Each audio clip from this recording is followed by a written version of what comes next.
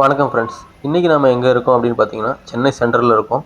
சென்னை சென்ட்ரல்லேருந்து பார்த்தீங்கன்னா கோயம்புத்தூர் போகிறோம். இன்றைக்கி அண்டர்சூட் கோச்சில் இன்றைக்கி நம்ம போக போகிறோம்.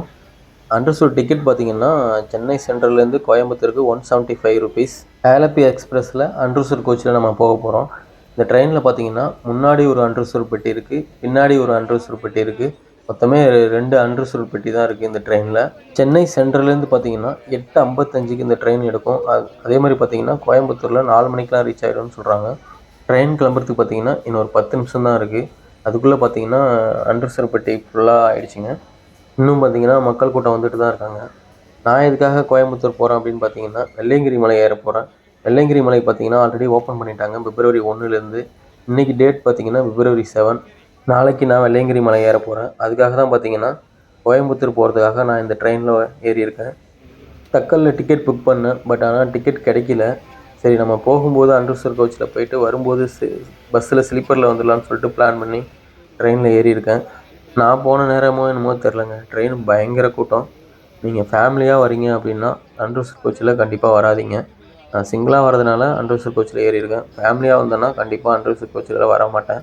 ஏன்னா அந்தளவுக்கு இந்த ட்ரெயின் ரொம்ப பயங்கர கூட்டமாக இருக்குங்க. ட்ரெயின் கிளம்பிருச்சுங்க. உள்ளே நிற்கிறதுக்கே இடம் இல்லைங்க. நிறைய பேர் பார்த்தீங்கன்னா படிக்கட்டில் தொங்கிட்டு உள்ளே போங்கன்னு சொல்லிட்டு கத்திக்கிட்டே வந்தாங்க. நான் எப்படியோ பார்த்தீங்கன்னா முன்னாடி உள்ளே போய் நடுப்புல நின்றுட்டேன். இன்றைக்கி வெள்ளிக்கிழமை அப்படிங்கிறனால ட்ரெயின் கூட்டமாக இருக்குது.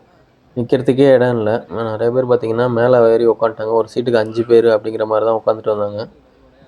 ரெஸ்ட் ரூம் போகணுன்னா கொஞ்சம் கஷ்டம்தாங்க. கொஞ்சம் நேரம் கழித்து பார்த்தீங்கன்னா உட்காரத்துக்கு இடம் கிடச்சிச்சு. கீழே தான் உட்காந்துட்டு இடம் கிடச்சிது, சீட்டில் இல்லை. கீழே அப்படியே உட்காந்துட்டு வந்தேன்.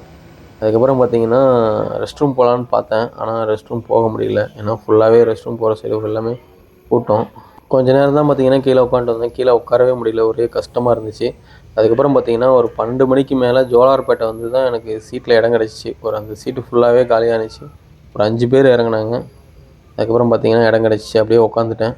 நீங்கள் ஃபேமிலியாவோ இல்லை கை குழந்தைகள்லாம் வச்சுட்டு வரீங்க அப்படின்னா கண்டிப்பாக அண்டர் ரிசர்வேஷனில் ஏறாதீங்க. ஏன்னா பயங்கர கூட்டமாக இருக்கும். ரெஸ்ட் ரூம்லாம் போக முடியாது.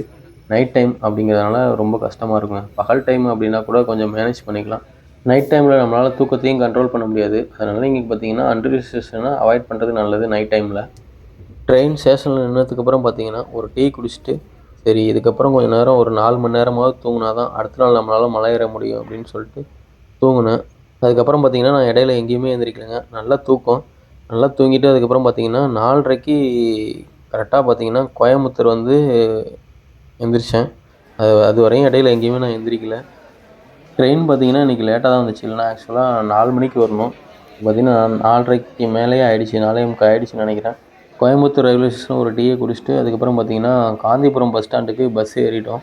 காந்திபுரத்துலேருந்து பார்த்தீங்கன்னா பூண்டி வெள்ளையங்கிரி ஆண்டவரோட கோயில் அடிவாரத்துக்கு நமக்கு பஸ் இருக்குது. அதனால் அங்கே போயிட்டு நம்ம கொஞ்சம் ரெஃப்ரெஷ் ஆகிக்கலான்னு சொல்லிட்டு காந்திபுரம் போக ஆரம்பிச்சிட்டோம். இந்த ரயில் பயணம் பார்த்தீங்கன்னா இதோட முடிஞ்சுங்க. நைட் டைமில் அண்டர் ரிசர்வேஷனில் வர்றது ரொம்பவே கஷ்டமான ஒரு விஷயங்க. அதுக்கப்புறம் பார்த்தீங்கன்னா வெள்ளையங்கிரி மலை ஏற ஸ்டார்ட் பண்ணிட்டோம். இந்த வெள்ளையங்கிரி மலையோட வீடியோ பார்த்தீங்கன்னா நம்ம சேனலில் இருக்குது. இந்த வீடியோட டிஸ்கிரிப்ஷனில் கொடுக்குறேன், போய் பாருங்கள். ஒரு அற்புதமான இயற்கையோடு அமைந்த ஒரு அழகான ஒரு மலைப்பயணங்க. கண்டிப்பாக போய் பாருங்கள், உங்களுக்கும் பிடிக்கும். நம்ம சேனல் நீங்கள் இப்போ தான் பார்க்குறீங்க அப்படின்னா கண்டிப்பாக சப்ஸ்கிரைப் பண்ணிக்கோங்க. மறக்காமல் நம்ம வீடியோவுக்கு ஒரு லைக் கொடுங்க.